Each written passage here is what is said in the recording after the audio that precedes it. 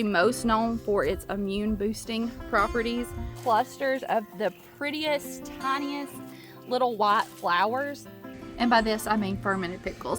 It's good for your gut health, but the first few days it'll be on the counter. So I'm going to show you this spray that I use for fungal diseases, leaf spot, blight, those kinds of things. I already have it. Hey y'all, it is a beautiful day today.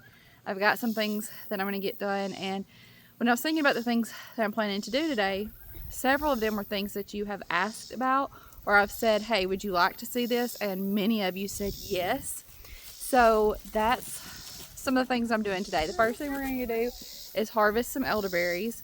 We're going to make fermented pickles. I'm going to show you the spray that I use on my tomato plants to help fight off fungal disease like blight and leaf spot.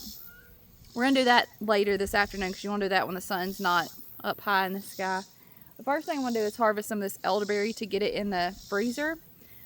It's right by the bees, and the bees are really busy right now, so I'm going to have to be careful. But we're going to go harvest some elderberry. Y'all are going to probably see bees fly by as they're coming and going from the hive. And I'm going to start harvesting this elderberry. This plant here, so we have 3 different ones right here on our property that we harvest from. This one is always ready first, and this year's no different. The other plants, the berries are still green. This one, you can see they're starting to turn purple. Some of them have even started to fall off a little bit, and the birds are starting to enjoy them, so it's time to harvest them. There's still a few green berries here and there in these clusters, but not many. And this is when I like to harvest them, because if I wait any longer, the ones that are ripe are going to start drying up and falling off, or the birds are going to eat them. So I'm going to start cutting some of these and putting them in my bag.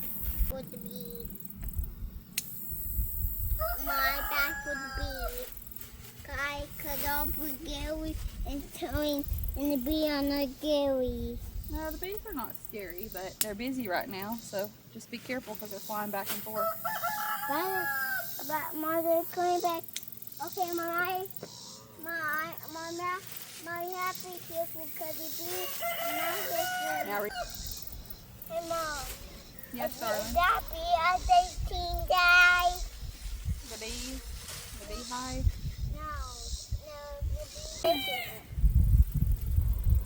the bee. Show you what they're looking like. Isn't that pretty? And so there's still a few green ones on there, but not many. It has these little bumps on it, but they're not spikes. They're just little bumps. Okay, we'll do that one next. Hang on. And each of these sets of leaves, 3 sets that are across from each other with one on the end.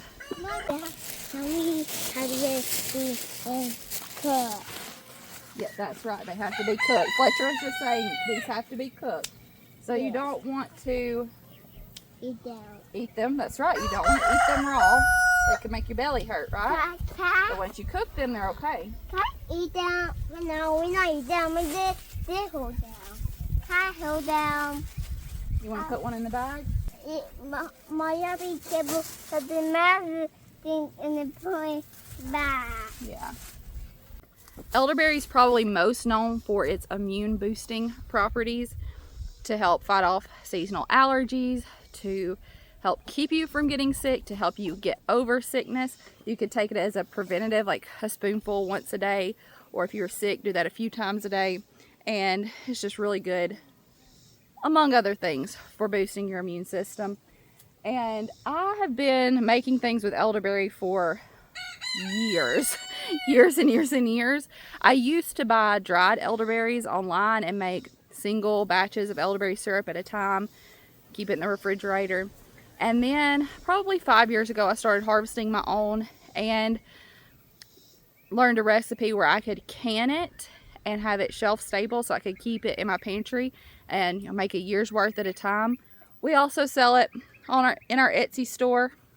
If you want to try some of ours, I'll put the link down in the description box, and as long as it's available, it'll be there. And if it goes out of stock, then we'll restock it as soon as possible. But it's been nice to harvest, to grow and harvest my own and then make large batches of that elderberry syrup. And what I'm doing with it in this bag is I'm going to take this bag and put it in the freezer. I'm going to tie it up and put it in the freezer. One, that makes preserving them until I'm ready for them really easy, but it also makes getting the berries off of the stems so much easier. Once they're frozen, you just shake this bag really well, kind of rub your fingers over it, and they fall right off. Much easier than trying to take and pick off all these berries right now. Before these turn into these beautiful purple berries, this is clusters of the prettiest, tiniest little white flowers. And then the flowers, the blooms fall off, and there's little tiny green berries, and then those berries grow, and then they go from green to this beautiful purple. Of the 3 different plants that we have right here, this is the middle size of the 2. I'll take you over and show you the others real quick. You want to go look for eggs? Okay.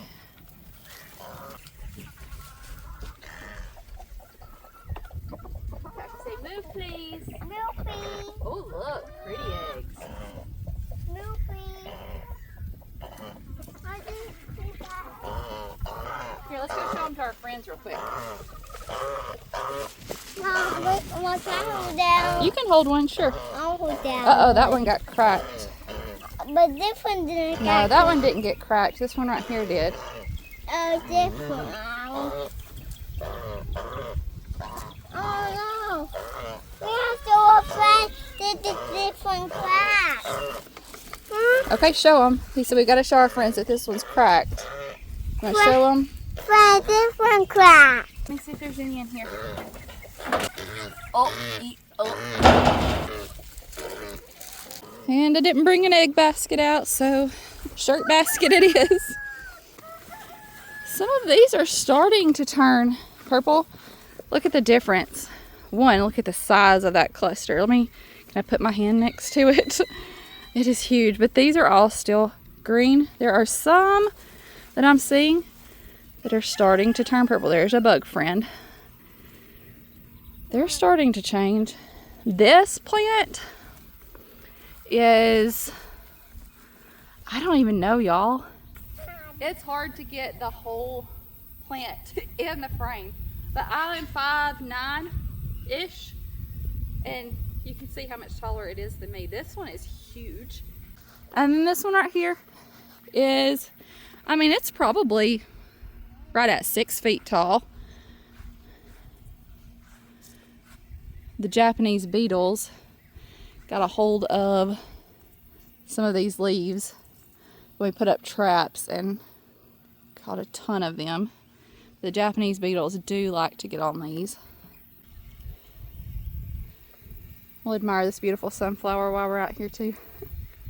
This one has gotten so tall that the weight of some of the berries is pulling some of the branches down, so I think it would probably be a good idea to trim this up this year. This is my bird deterrents. These things flop around and shine. It's the aluminum pie pan, and it deters the birds. I gotta tell you what, it is hot and humid out here today. We got some rain yesterday. We're gonna go in and cool off for a minute and work on fermenting pickles. We got some rain yesterday, which was much needed for the garden. I got hair in my face, but my hands are full. The watermelons, the pumpkins, everything loved the rain. Here recently, Pawpaw and I have had this conversation a few times. The rain is just so much better for the plants. Hose water, or city water, it'll sustain them. Like, it'll keep them alive, but they're not going to thrive. Rainwater just is different, which Pawpaw has access to well water too.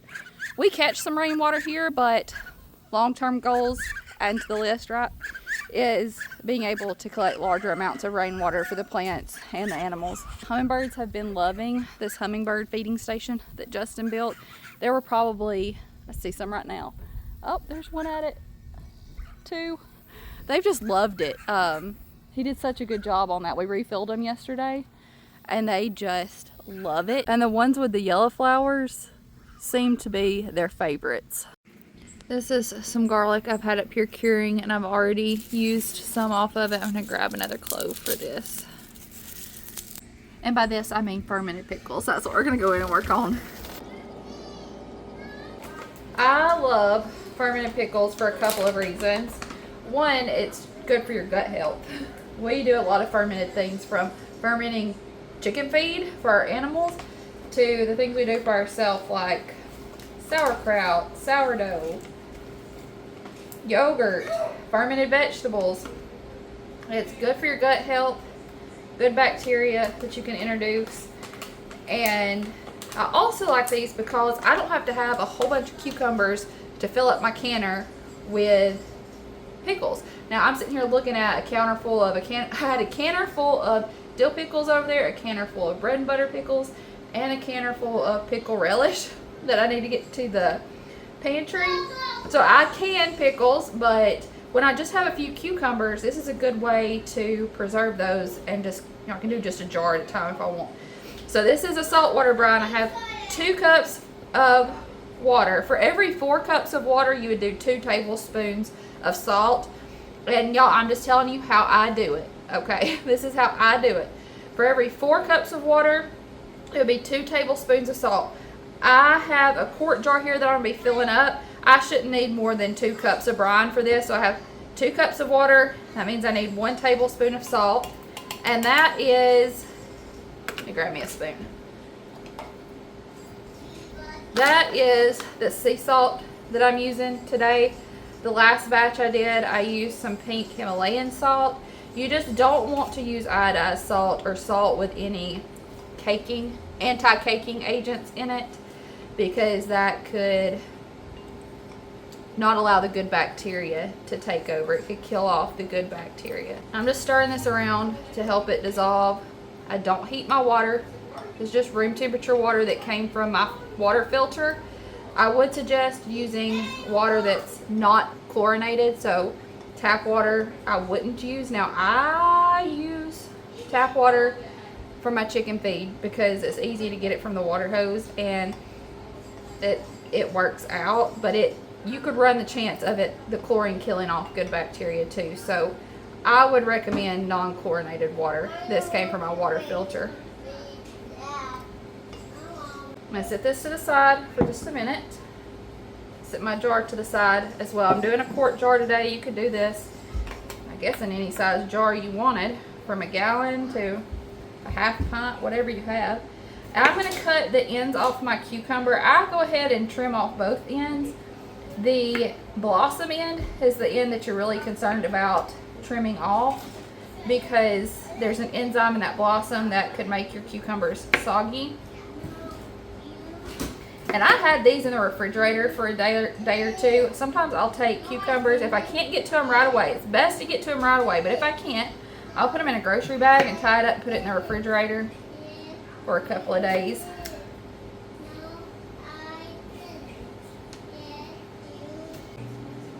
I also have that clove of garlic right here. I'm going to cut it in half and go ahead and drop it. Did I leave some? I thought I left a little bit of the skin on it. I'm going to drop this into my jar. I'm also going to go ahead and put my spices in here. I have about a tablespoon of pickling spice. If I still had some dill heads, I would put a dill head in there as well, but I don't have any right now. Then I'm going to start cutting my cucumbers. For these I'm doing spears, so cutting them into fourths.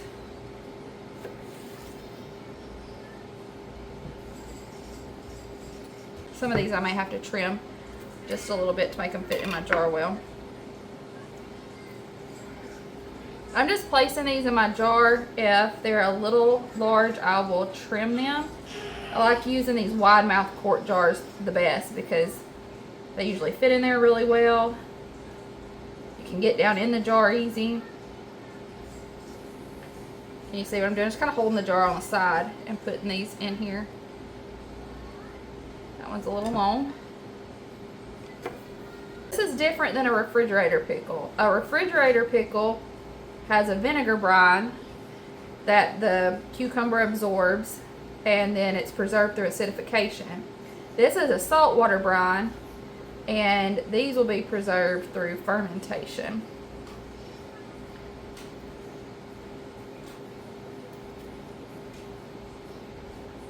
Can I fit one more? Don't think I'm going to be able to. I think that's about all she wrote.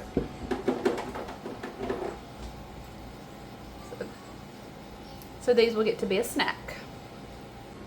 Now I just need to take my salt water, pour it over the top till these are completely covered. I got one more thing to do. These are some grape leaves, muscadine leaves to be exact, came from Pawpaw's house. And I'm going to put those on the top. They will help keep your pickles crispy, and it will help hold the pickles down under the water, under the brine, the salt water. A little bit more. Because that's going to be the biggest thing, keeping everything underwater. If I had fermentation weights, this would be a great place to use them, but I don't. I've just never used any. I keep telling myself maybe I should get some fermentation weights and fermentation lids, but I just use the leaves right on top because they're good to hold everything down and to keep them crispy.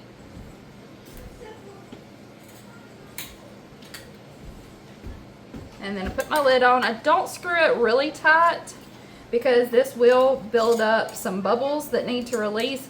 And as a matter of fact, once a day or so, I usually take the lid off, just kind of look at everything, push things down a little bit, and let some of that release. If you had a special valve that they make some lids with special valves that burp the jar itself. But I just open my lid once or twice a day. And on the top with a dry erase marker, I write the date, so I can keep up with how many days these have been sitting out on my counter, because a lot of times I have multiple of these going at the same time. I want to make sure I keep up with which one's which. I'm going to keep this jar at room temperature for 3 to 4 days. That's usually the sweet spot. And then after that, I'll put it in the refrigerator, and it can stay in the refrigerator for 6 months, 12 months, a good long time. But the first few days, it'll be on the counter, letting that good bacteria take over and do its thing. Let me go grab another jar that I have over here and kind of show you the difference. Okay, these are some that have been out for a few days. I'm going to let them go one more day, I think, and then these will go in the refrigerator. And you can see these have gotten cloudy. There is a little bit of a pink tint. That's because I use pink Himalayan salt in these, but it will get cloudy. That is normal, so don't expect it to keep looking clear. This is normal, and it's doing what it's supposed to do. So this is the batch that I just finished, and this is the jar that's about to go in the refrigerator. I'm snacking on a cucumber. Hang on. A couple of other things that I just thought I would mention, kind of goes back to this is just how I do it. I did sterilize my jar and my lid pieces. I've done it before where I didn't, just washed it with warm soapy water, but usually I go ahead and sterilize my jar and my lid just to make sure there's no bad bacteria or mold that could cause issues. But again, I've done it without doing that. It's just kind of one of them things I do. I did not scrub my cucumbers or wash them with any kind of soap or vinegar or anything. I rinsed them off and got any dirt that was on there, like a real quick rinse and cold water, because some of that good bacteria is living on the outside of these cucumbers. So I did not scrub my cucumbers. I just gave them a quick rinse and some cold water to kind of get any loose dirt off of them. Just how I do it, y'all. I'm going to add this to my collection, and I have them sitting on a towel just in case they were to bubble over. That took not long, not even 30 minutes. I could have probably done 4 or 5 jars in 30 minutes or less. And you know, it took a little bit longer than usual because I was talking and explaining it to you, but not much. It's really a very quick process. Somebody's over there playing dinosaurs.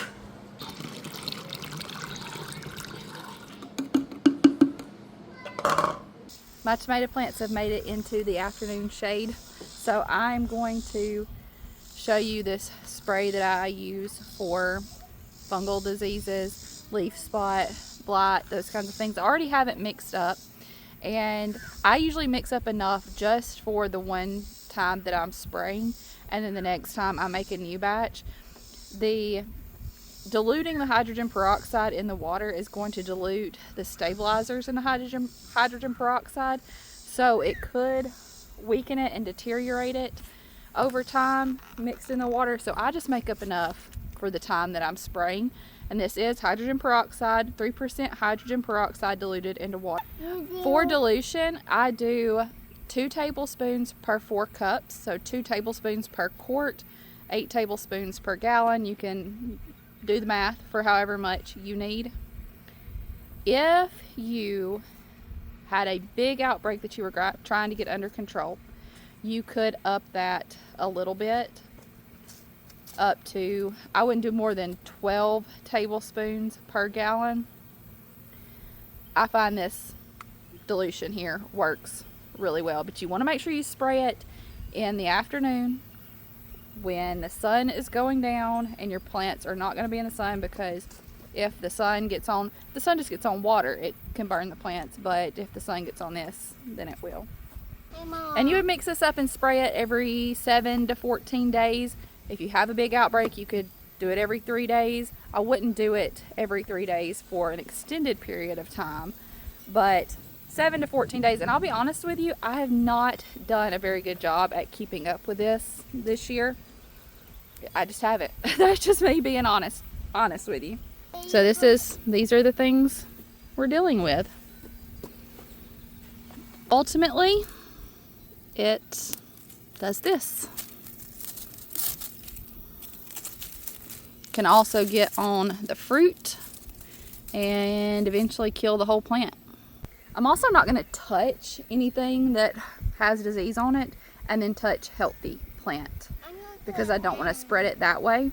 It's hard to do this now as the plant's larger, but especially early on, you will notice these kind of things at first on the lower leaves and lower branches, because a lot of times it splashes up off the ground onto the plant. And so I would cut off the affected leaves and stems to try to keep it at bay.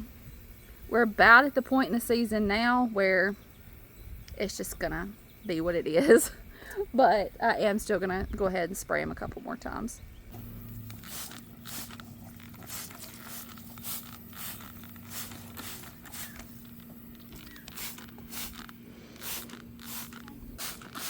You want to try to spray tops and bottoms the best you can, and not just what you see that's affected, but everything, so that if it's starting to spread onto it, you can get it under control.